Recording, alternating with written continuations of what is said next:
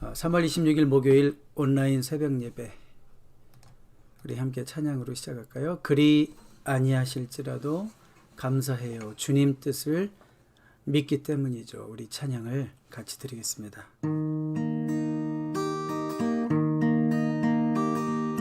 그리 아니하실지라도 감사해요.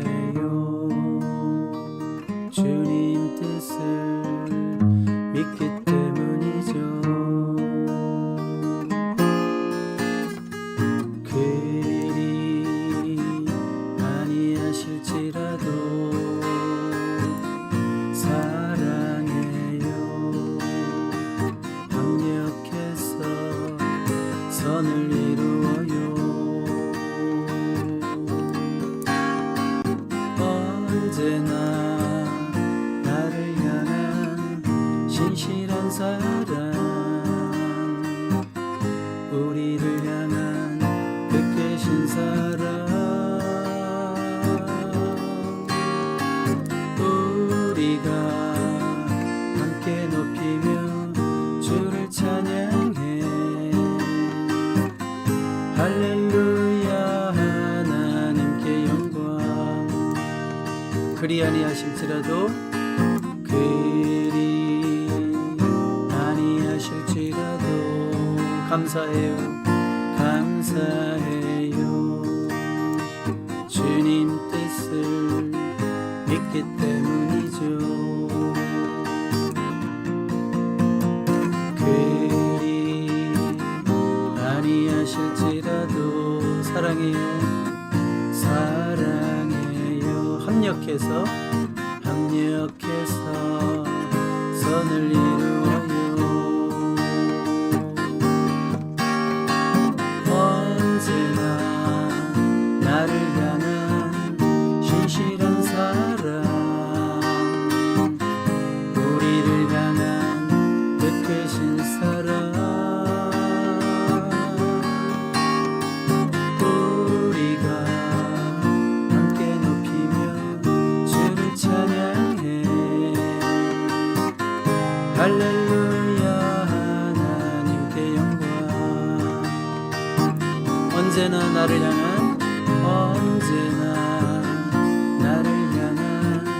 신실한 사랑, 우리를 향한 베푸신 사랑, 우리가 함께 높이며 주를 찬양해. 할렐루야, 하나님께 영광. 할렐루야, 할렐루야, 하나님께 영광.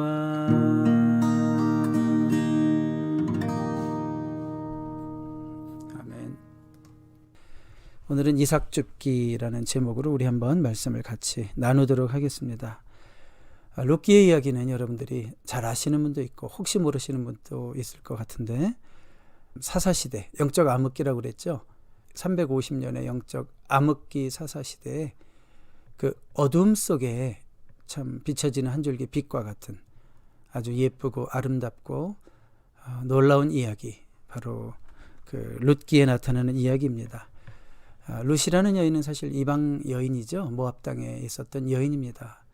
나오미라는 시어머니도 같이 등장하는데, 나오미가 모압 땅에서 이민 생활하다가 완전히 망하고 남편 잃고, 이제 나오미 중심으로 얘기한다면 남편 잃고 또 자식 둘, 아들 다 죽고 며느리 둘만 남았는데, 이제 나오미가 고향으로 돌아올 때 룻이 따라왔습니다. 그러니까 자기 모압 땅이 아니라 이스라엘 땅에 하나님을 선택했다는 그런 의미가 있죠. 자, 이제 그들이 베들레헴 땅에 돌아왔는데 알거지가 돼서 돌아왔어요.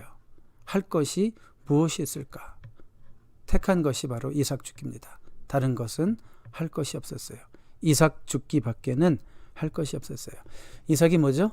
농사하고 이제 그 농작물을 거둔 후에 밭에 떨어져 있는 것들, 땅에 떨어져 흩어진 곡식을 말하죠. 그런데 레위기 19장이나 신명기 24장에 보면 하나님께서 그 떨어진 곡식들 주지 마. 왜? 가난한 사람들, 필요한 사람들, 아무것도 없는 사람들, 그거라도 좀 주워갈 수 있게 가만 놔둬라. 자, 그 시대의 어떤 사회보장 제도로 하나님께서 이삭줍기라는 것을 만드신 거죠.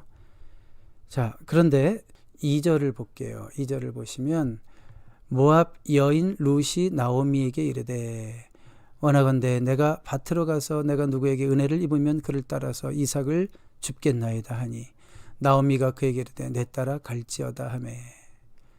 자, 지금 내가 원하건대 밭으로 가서 이삭을 줍겠다 그런 얘기잖아요. 그러니까 지금 할 게 없어요. 아무것도 할 게 없습니다. 그런데 여기 이런 표현도 있죠. 내가 누구에게 은혜를 입으면. 사실은 이삭 줍기라는 건 하나님이 제정하신 법인데 사사기 암흑 시대에는 많은 사람들이 그 하나님이 제정하신 법조차 지키지 않았다는 거예요.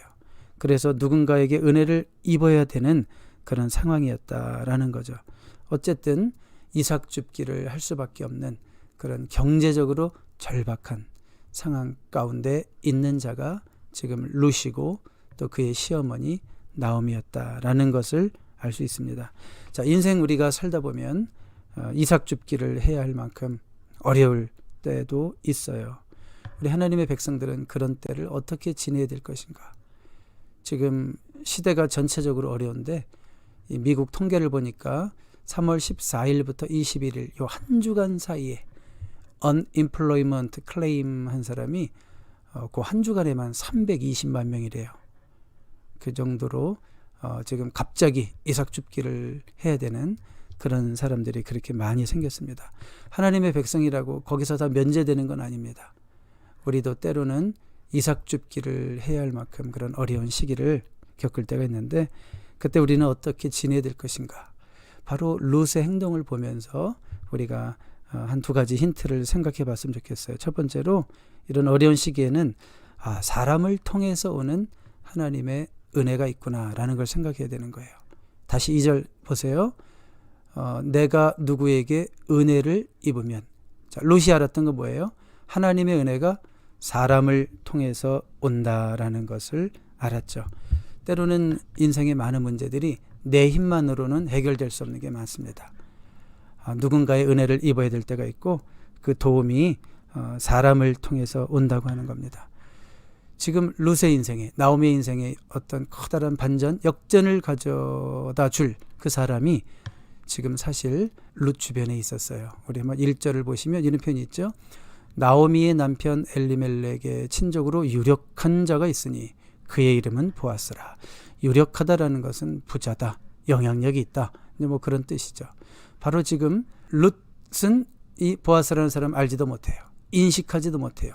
이 사람이 앞으로 어떤 도움을 줄지 전혀 지금 생각은 없지만 분명한 것은 바로 주변에 이 보아스라고 하는 인물이 있다고 하는 것입니다. 그를 통해서 앞으로 하나님의 놀라운 은혜가 임합니다. 어려울 때 우리가 하나님께 간구하면 하나님께서 필요한 사람도 붙여주시고 우리 인생에 꼭 필요했던 그 누군가를 만나게 하셔서 그 사람 때문에 우리 인생이 역전되는 역사가 나타날 수도 있고 좀 더 욕심을 부린다면 저와 여러분이 또 누군가에게 그런 인생이 될 수도 있는 겁니다. 자, 어려울 때 이삭 줍기를 해야만 하는 그런 상황 속에서 우리가 할 수 있는 것이 무엇입니까? 하나님의 도우심이, 하나님의 은혜가 사람에게 온다는 것을 기억하고 기도하면서 하나님 필요한 사람 붙여주시고 나에게 없는 정보를 그 누군가를 통해서 또 주실 수도 있는 거니까 하나님 꼭 필요한 사람 붙여주셔서 도움을 입게 하시고 이 어려운 시기를 잘 넘어갈 수 있도록 하나님 도와주세요. 이렇게 기도했으면 좋겠습니다. 한 가지만 더 생각해 본다면 지금 룻이 하고 있는 것이 무엇인가를 생각해 보세요. 이삭 줍기. 자, 그럼 뭘까요? 정말 인생이 어려울 때 가만히 있으면 안 된다는 거죠. 그냥 하나님 도와주세요 하고 자기는 아무것도 안 하는 그런 인생이 아니었어요. 룻은 자기가 할 수 있는 일에 최선을 다하고 있다는 거예요. 제가 조금 아까 320만 명이 지금 한 주 사이에 미국에서만 unemployment로 클레임을 했다고 그랬는데 자, 그 사람들을 우리가 칭찬해야 되는 거죠. 왜요? 가만히 있지 않았죠. 클레임했잖아요. 그러니까 하나님의 도심을 구하고 기도하고 간구하지만 우리가 해야 할 수 있는 책임도 있는 겁니다. 자, 룻은 생각한 거예요. 아직도 내가 남아있는 일이 뭘까? 내가 할 수 있는 일이 뭘까? 지금 롯이 할 수 있는 일은 유일하게 한 가지밖에 없었다는 거죠. 이삭 줍기, 그것밖에는 할 수 없었어요. 이미 없어진 것, 사라진 것, 할 수 없는 것, 이런 거 생각하면 억울하고 힘들고 막 혈압 올라가고 그럴 거 아니에요. 그렇지만 아직도 나에게 남아있는 것이 뭘까, 내가 할 수 있는 것이 뭘까, 거기에 집중할 때 하나님께서 거기서부터 일을 시작하신다는 걸 알 수 있어요. 사실 그 시대에 여성이 하기에는 이 이삭 줍기라는 게 위험하고 험한 일이었습니다. 그럼에도 불구하고 지금 롯은 자기가 할 수 있는 일에 최선을 다할 때 거기서부터 문제 해결의 실마리를 보게 되는 겁니다. 그래서 3절에 보면 롯이 가서 베는 자를 따라 밭에서 이삭을 줍는데 우연히 엘리멜렉의 친족 보아스에게 속한 밭에 이르렀더라. 자, 보십시오. 롯의 행동이 있었을 때 우연히 좋은 일도 벌어지는 거죠. 물론 우연이 아니라 이것이 하나님의 섭리 가운데 되어지는 일인 것을 우리는 압니다. 엘리멜렉의 친족 보아스에게 속한 밭에 이르렀더라. 왜 하필이면 거길까요? 하나님의 계획이 있는 거죠. 이제 하나님께서 롯에게 보아스를 만나게 하시려는 그런 하나님의 계획이 있습니다. 바로 거기서 보아스를 만나게 되고 앞으로 이제 보아스의 큰 은혜를 입어서 롯이 보아스와 결혼하게 되고 또 나오미가 그 다 잃어버렸던 땅들을 또 찾게 되고 롯과 보아스 사이에서 이제 결혼해서 자손들이 태어나고 그 후손으로 다윗이 태어나고 예수님이 오시는 그런 역사가 나타나잖아요. 자, 오늘 말씀을 통해서 우리가 꼭 기억하시기 바랍니다. 사실 어떤 의미에서 우리가 다 어려운 시기를 겪고 있는데 우리가 지금 다 이삭 줍기를 하고 있는 때인지도 모르겠습니다. 그러나 기억하십시오. 그 기간은 일시적입니다. 롯이 남은 여생을 다 이삭 줍기만 하면서 살았다. 그런 기록이 성경에 있습니까? 없죠. 영원히 계속될 것 같은 어려움의 시기도 지나갈 것입니다. 그렇지만 중요한 것은 그 기간을 우리가 낭비하지 말아야 됩니다. 그 잃어버린 것에 자꾸 초점을 맞추고 힘들어하지 말고 아직도 나에게 남아있는 것이 무엇일까? 나에게 지금도 아직 맡겨진 일이 무엇인가? 그 일에 최선을 다하면서 우리 끝까지 하나님의 도우심을 기대할 때 우리 하나님께서 좋은 사람도 만나게 하시고 또 좋은 역사들을 일으키셔서 롯의 인생 가운데 역전이 일어난 것처럼 우리 인생 가운데도 그런 역전이 되는 역사가 나타날 줄로 믿습니다.